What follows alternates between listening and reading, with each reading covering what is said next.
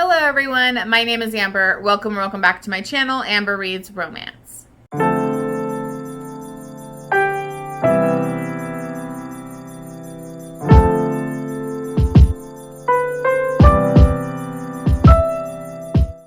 Today I'm going to be doing a fun little video where I'm going to be ranking Tessa Dare's romances that I've read. This is kind of basically inspired by Rachel Reads and Sings. She put on this amazing read-along for the summer. It was like the summer of Tessa Dare, and I had a great time participating in that. I had only ever read one Tessa Dare romance, and that was The Duchess Steal, which I think is like one of her most popular ones. So I'm so thankful to Rachel because she put that on, and I actually went into this backlist of all these Tessa Dare romances I've never read before. So I'm going to link down her video because she just did a video recently, and it was ranking her Tessa Dare romances. And she kind of challenged anybody that participated in that read-along to also rank their Tessa Dare romances. I'm not going to have as many as her because she's read a lot more than me, but I will rank the ones that we read for that read-along.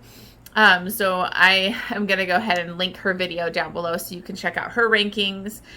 It was such a great video, and thank you to Rachel for doing that.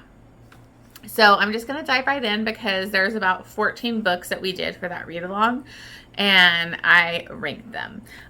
Some of these were really hard once we get to like my favorites and like the 5-star ones because it's hard to figure out where to put them, but I think I put them in a perfect spot for this ranking. So I'm going to go ahead and start at 14. The 14th book that I have is A Lady by Midnight, and this is Spindle Cove number 3. This is my least favorite. Honestly, like I listened to this on audio and it like kind of dragged for me. So honestly, this is the only 3-star that I gave any of these Tessa Dare romances. I just didn't connect to the characters. This is between Samuel Thorne, I think he's a corporal, and Kate. And this is the 3rd book in the Spindle Cove series. The Spindle Cove series is like a really cute, funny, quirky series. But this is the 3rd book in it. And Kate is, I think she was like the music teacher at this town. So, I mean, Spindle Cove is basically kind of like this cute little, almost vacation town that a lot of these wallflowers or like scandalized women, you know, like that lost their virtue or just things like that. I think one of the girls had like health issues. They'll go out to Spindle Cove. So it's a lot of these women kind of taking over this town and making it their own. So Kate was actually like a music teacher in this town, and then Corporal Sam Thorne came in with this militia, and he's a pretty grumpy, standoffish kind of guy.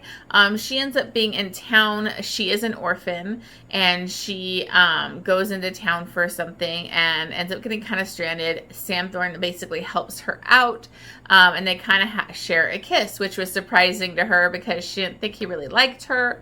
Then they get back to town, and like this family shows up and is claiming to be her long lost family and all this kind of stuff. And Thorne's like really suspicious of this and basically claims her as his fiance. So this got just a little over the top quirky to me with like this family showing up and all this kind of plot. And I just didn't really connect with the characters or care about the romance. So I ended up giving this one 3 stars. So that's why it's my lowest rating on here and book number 14. So for the 13th book, I have Once Upon a Winter's Eve, and this is Spindle Cove 1.5. This is a cute little novella. I gave this one 4 stars. It is between Violet and like a mysterious stranger. In this, it's in Spindle Cove, and she has actually lost her virtue to a man that she previously knew, thought things were going to go places, and then he kind of just like left and disappeared. And so she's kind of like a ruined woman kind of thing. So she's out in Spindle Cove, and she happens to speak multiple languages. So when this mysterious stranger shows up, he's very disheveled, speaking another language. She kind of offers to help like translate and figure out what's going on. This guy actually happens to be a spy, and he's a man from her past. So it was cute, nothing special, like really special or anything. So that's kind of why it's lower on the list, but it's a cute novella. So for number 12, I have A Night to Surrender. This is actually the first book in the Spindle Cove series. This is a very solid, good book. I gave it 4 stars. It just wasn't my favorite. Honestly, it's a good introduction to the Spindle Cove like town and the woman there and everything like that. It's not my favorite. So that's why it's kind of lower on the list. So in this, we have Bram and Susanna. Bram is basically the head of this militia. He ends up in Spindle Cove, where he has to kind of build this militia there, but they don't have a lot of men or, people available for militia, so it's kind of a struggle for him. Susanna doesn't really want this militia being there because of the way she has things set up for her ladies, and she plans all these for all the women that are staying out there.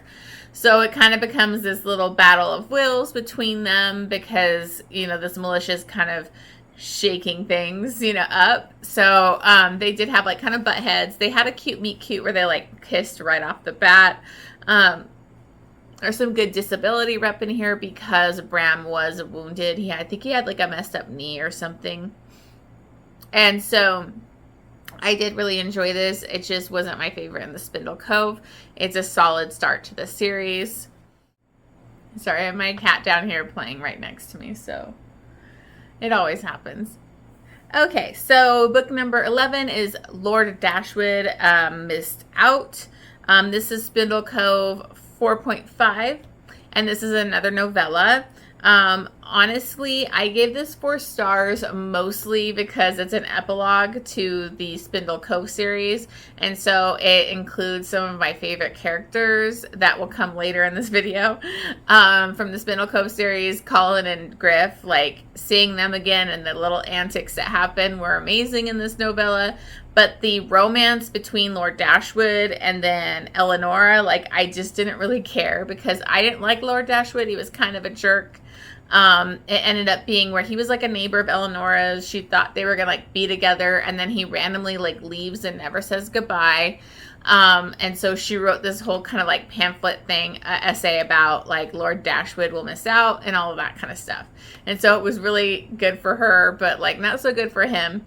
They get kind of in the same coach, I believe, and then it breaks down and they kind of have a Snowden situation. So, honestly, I didn't really care about Lord Dashwood. I thought he was kind of a jerk, so that's why it wasn't that great to me. But just seeing Colin and Griffin get up to and Colin getting up to antics as usual, loved it. So, that's kind of why it's even as high as it is because of them. Okay, so the 10th book that I have on my list, number 10, is The Governess Game. And this is Girl Meets Duke. That's the Girl Meets Duke series. This is book number 2. And this was okay to me. It was not my favorite in that series. And it's mostly to do with the hero again on this one. This is between Chase and Alexandria. Chase pretty much annoyed me throughout this book. He was kind of a cad, didn't think he was good enough for her, and kind of pushed her away, that thing over and over, and it just irritated me. So we have Alexandria. She becomes a governess for him because he has these 2 wards. They were the best part of this book too, where the kids, they've basically been chasing away all the other governesses. So Alexandria kind of steps in. She's kind of in a tough spot, and she becomes the governess. And she does an amazing job and connects with these kids. And so, I mean, it's okay. I just didn't really like Chase that much. I thought he was kind of annoying. So that's kind of why it's lower on the list here. I did give it 4 stars though. So the next book that I have is Say Yes to the Marquess. I think that's how you say it. I never know. I think I always say it wrong. But anyways, this is Castles Ever After, book number 2. And this is between Cleo and Rafe Brandon. I really enjoyed this one because Cleo was a plus-size heroine, and I really love that representation in this book.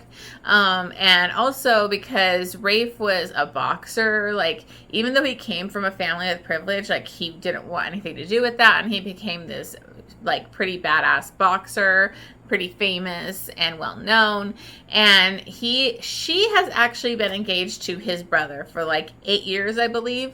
But he's like off continent, like somewhere, like, and this engagement is like there's no one in sight, and she ends up inheriting a castle, and she doesn't really want to marry him, and she wants to do her own thing and kind of go off on her own business venture with this castle. So she has to go to Rave to have him help her, you know, dissolve this marriage, this betrothal kind of thing. And he doesn't want her to do that. So he basically shows up at her castle with like his best friend, who he pretends is like a lord or whatever. And he tries to talk her out of canceling this engagement. So they have like a lot of little one-on-ones, antics, banter. It was very cute. I loved the plus size representation in this, and like how Rafe just loved her body. Like he was very attracted to her. So absolutely loved it. I gave this one 4.5 stars, and it was such a good time. So number 9, I have, oh, I'm sorry, that was number 9. Number 8, I have Do You Want to Start a Scandal? And this is Castles Ever After, book number 4. It's also Spindle Cove number 5, because we have a hero related to the Castles Ever After, and then the heroine is related to the Spindle Cove. So this is actually between Pierce and Charlotte. Pierce is actually Rafe's brother from the last book I talked about, and he obviously the engagement didn't work out. He's back now, and he's, you know, needs a wife. But what we have is Charlotte, and her mother has been the over-the-top, overbearing mother from the Spindle Cove series. She had multiple daughters that she's trying to get wedded off to men of privilege, you know, dukes and all of that. And she has these high standards for what she wants her daughters to marry. So Charlotte is at this party, and he is also there. She finds him in a room, and she wants to warn him about her mother and how she's going to try and force them together, and just trying to warn him. He's kind of like surprised by this, but they also hear somebody coming, and they have to like hide since they're alone in this room together. And then we get to hear that they actually hear a couple having sex and a rendezvous going on, so they have to stay hidden. Once they leave, they come back out, but then they get discovered. And so they didn't do anything, but we had a little boy, the son of the people that own the house.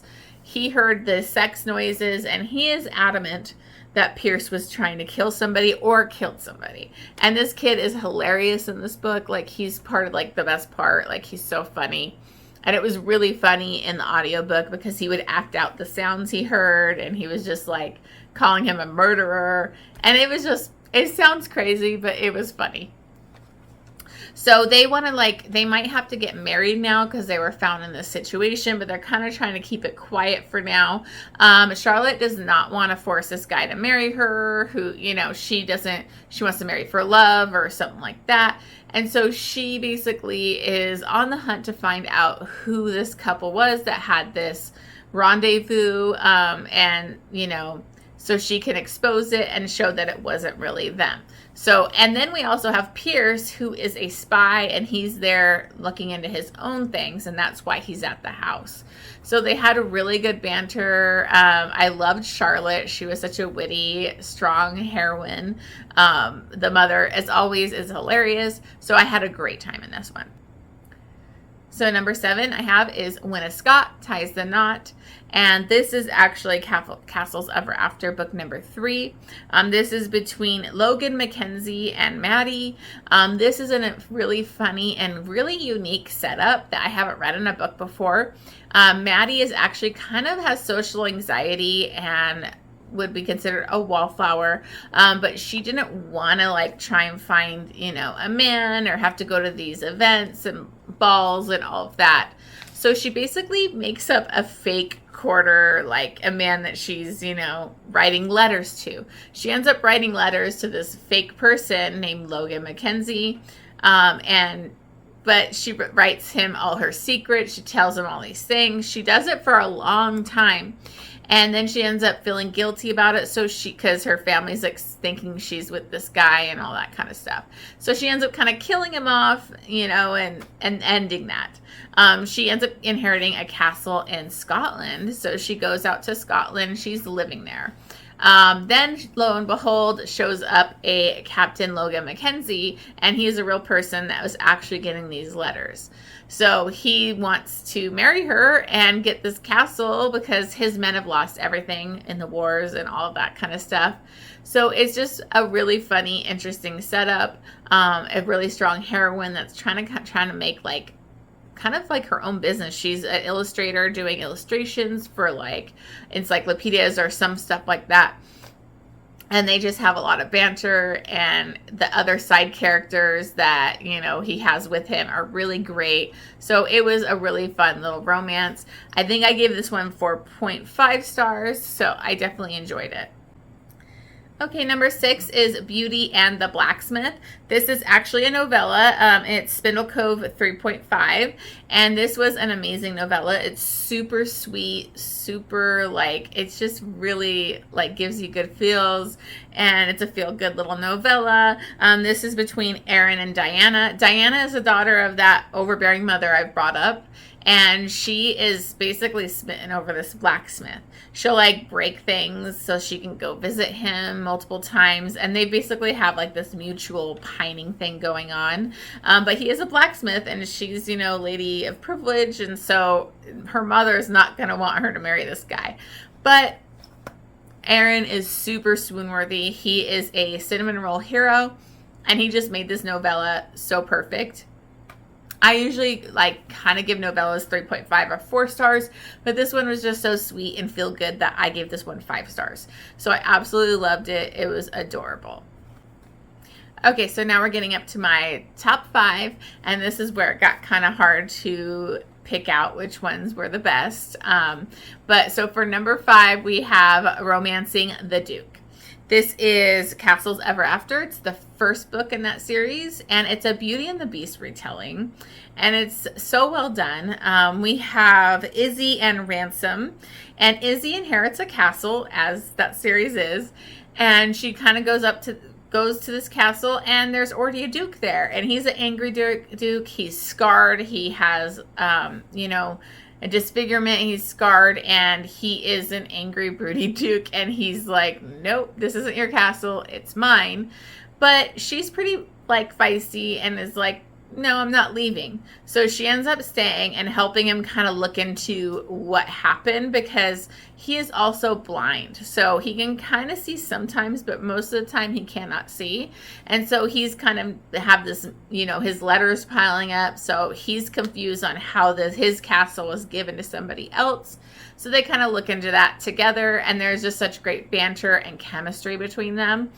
And she also was a daughter of this famous author, and she has like this group of people that, you know, do the LARPing and everything, and they like follow her around, and they found her at this castle, and it just adds a lot of hijinks and funniness to the story.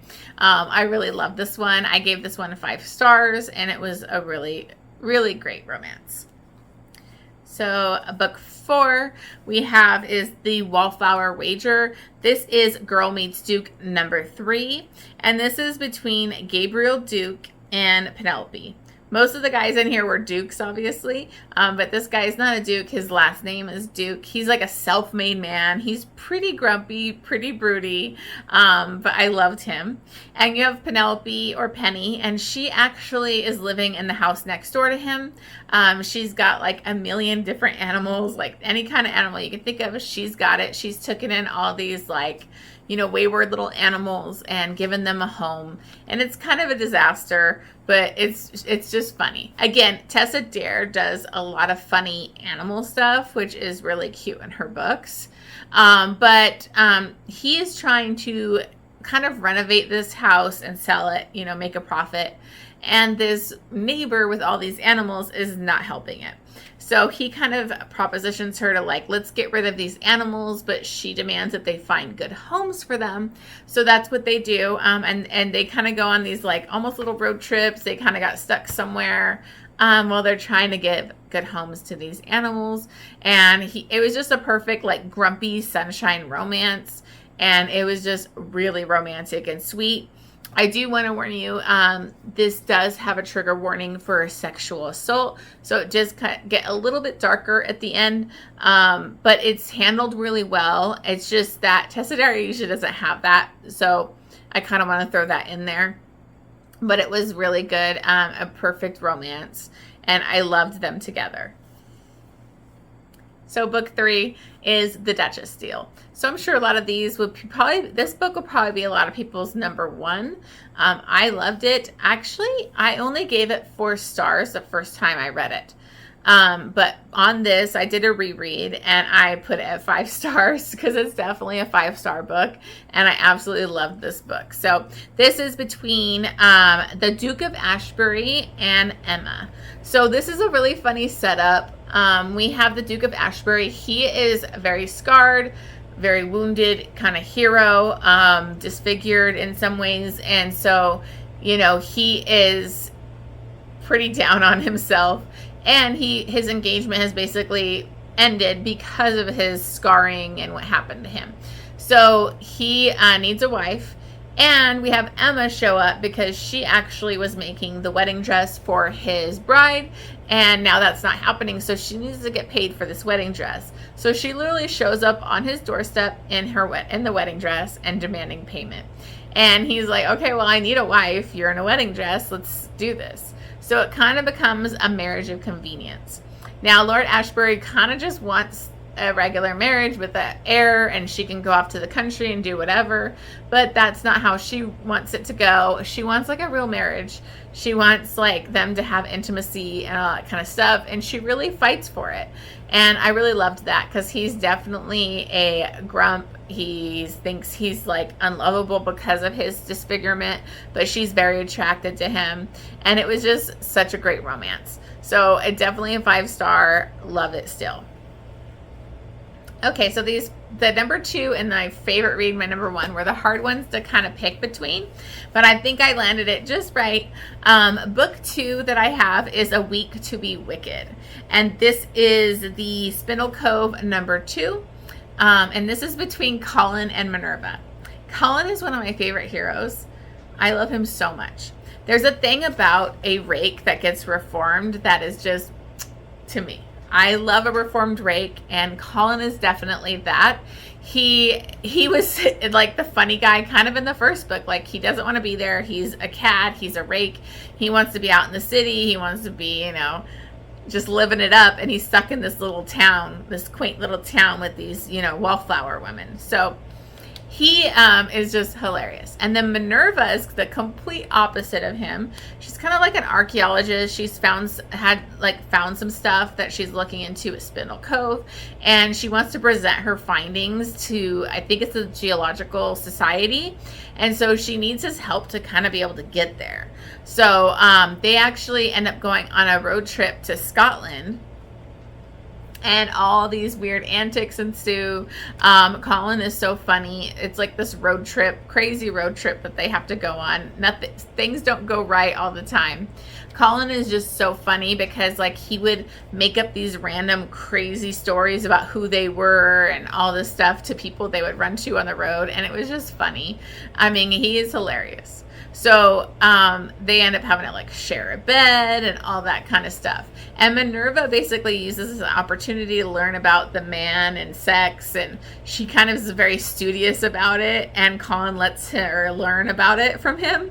And it's just really funny. They're so opposite, but they have such amazing sexual tension and chemistry and banter, and it was just perfect. So I absolutely love this. Again, Colin is one of my favorites, so loved it. Then my number 1, this is my favorite Tessa Dare that I've read so far, and that is Any Duchess Will Do.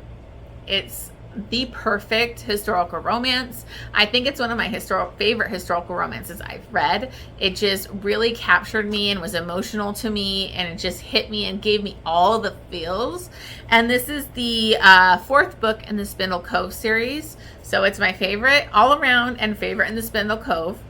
And this is between Griff and Pauline.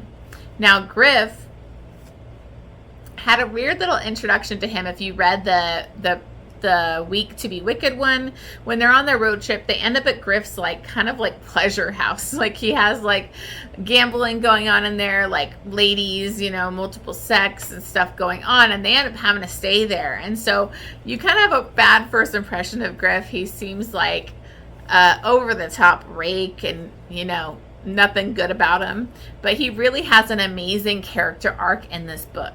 So in this book, he basically wakes up in a carriage with his mother. His mother basically got him stuck in this carriage, and she's taking him out to Spindle Cove to pick a wife.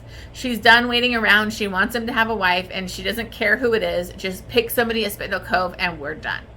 So they get there, and in walks Pauline, and she is actually one of like the serving like working girls there, and she happened to be covered in like sugar from like an accident, and so he knows, like, just to drive his mother crazy, he says, that's the one I want. And so the mother's like, okay, like I can train her to be a duchess, like I can do it. So they end up kind of coming to a deal for her to come with them. Now she makes this like a caveat to this, because she's like, I need to be back in a week because my sister needs me. She needs me here. If I'm not here next week, she'll flip out. Her sister does have a learning disability and kind of treated poorly by the town. And so I really loved her relationship with her sister. It was very beautiful. And so she's going to go off with them for a week. And the Duchess is teaching her how to become a Duchess.